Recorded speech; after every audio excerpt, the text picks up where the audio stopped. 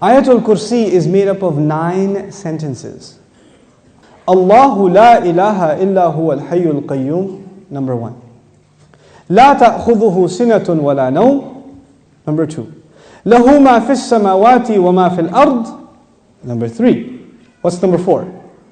Man dha alladhi yashfa'u 'indahu illa bi idhnihi. That's number 4. Ya'lamu ma bayna aydihim wa ma khalfahum, number 5.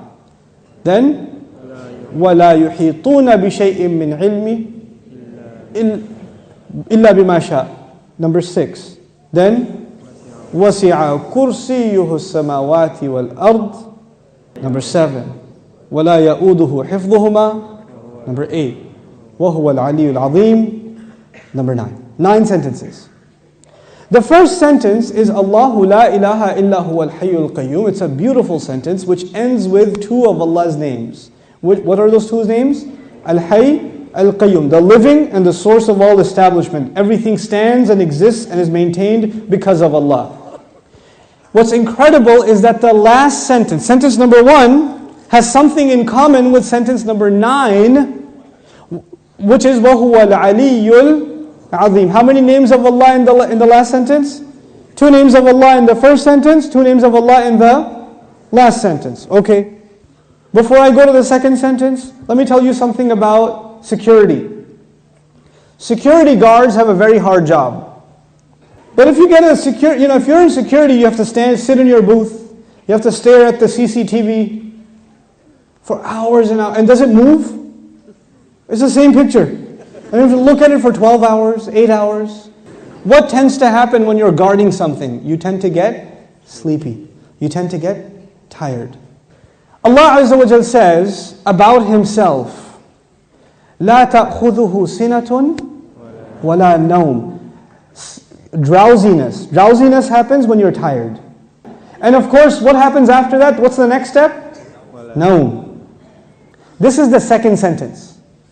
The second sentence is, these are things that creation has. Creation gets tired and it starts getting drowsy and eventually it falls to sleep. What was the second last sentence? وَلَا يَؤُودُهُ حِفْظُهُمَا. Guarding the skies and the earth does not exhaust Allah. When someone's exhausted, what do they get? Sina and Naum. The second sentence is actually connected to the second last sentence. لا تأخذه سنة ولا نوم ولا يؤوده حفظهما. He says, لَهُ مَا فِي السَّمَاوَاتِ وَمَا فِي الْأَرْضِ. He owns whatever is in the sky and the earth. Now before I tell you further, you need to understand the difference between 2 words, 2 names of Allah, Malik and Malik. Malik is an owner. Malik is an owner. Malik, what is Malik? King. Is there a difference between a king and an owner? Yes. Ownership is about property.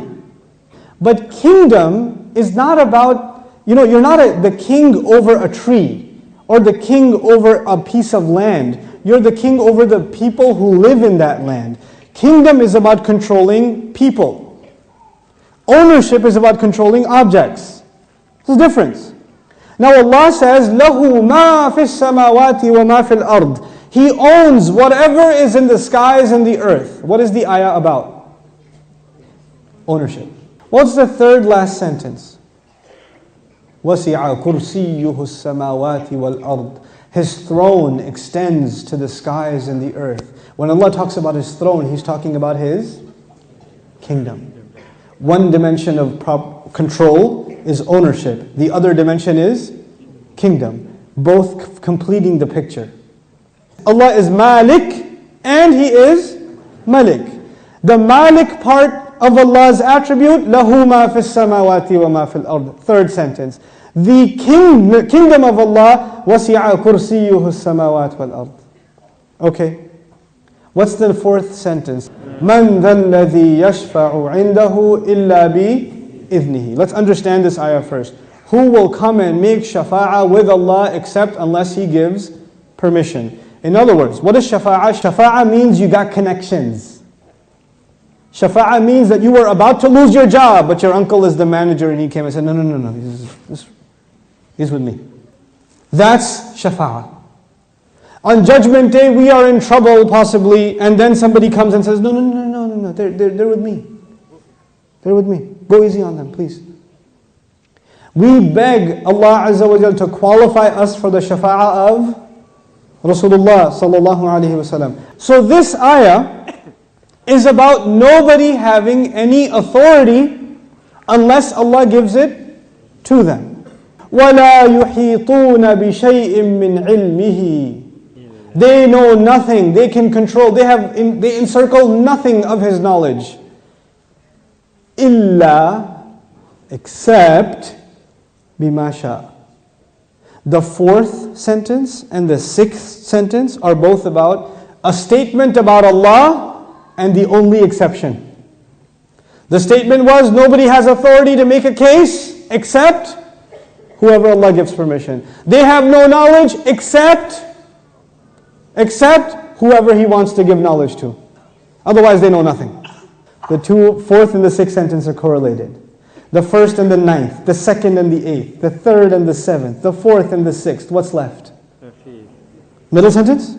He says, يَعْلَمُ مَا بَيْنَ أَيْدِيهِمْ وَمَا خَلْفَهُمْ. Oh my God, He says He knows what is ahead of them and what is behind them. And He knew what is coming ahead in the ayah and what was behind in the ayah. He put in the middle of it is, I know what's ahead and I know what's behind. Who speaks like that? Who speaks like that? SubhanAllah.